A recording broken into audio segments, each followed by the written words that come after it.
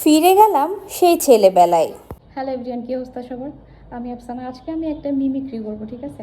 ছোটোবেলায় আমি যে সিচুয়েশানের মধ্যে দিয়ে গেছি, মানে আমরা তো মফস্বল শহর থেকে আসছি, আমরা কিন্তু প্রপার শহর থেকে না, আমাদের হচ্ছে উপজেলা শহরে আমার বাসা। তো আমরা অনেক ফেরি দেখছি, ফেরিওয়ালাকে দেখছি, তাদেরকে যে ছোট করে কথা বলবো সেটা না, কিন্তু ওদের কথাগুলো আমি জাস্ট একটু ফলো করার চেষ্টা করতাম। মানে আমি ভয়েসটা নিয়ে ছোটোবেলা থেকে একটু কাজ করতাম আর কি। তো এগুলো যদিও মজা শখের বসেই করছি, আজকে একটু শোনাই আপনাদেরকে।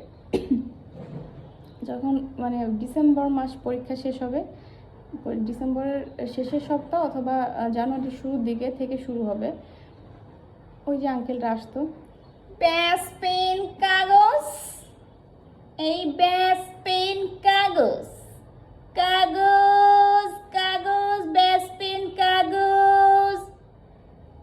এ গেল কাগজের কাহিনী। তারপরে শুনেছি যে ভাঙাচোরা পাপড় বিক্রি করতো যারা, এই প্লাস্টিক ভাঙাচোরা আছে বেচার মতন, ছোট্ট ছোট্ট সোনামণি প্লাস্টিক ভাঙাচোরা আছে বেচার মতন। এবার গরমকালের কাহিনী।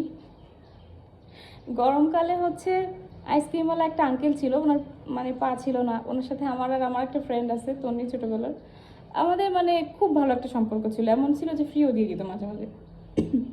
উনি বলতো টুন টুন টুন করে বাজাতো, আইসক্রিম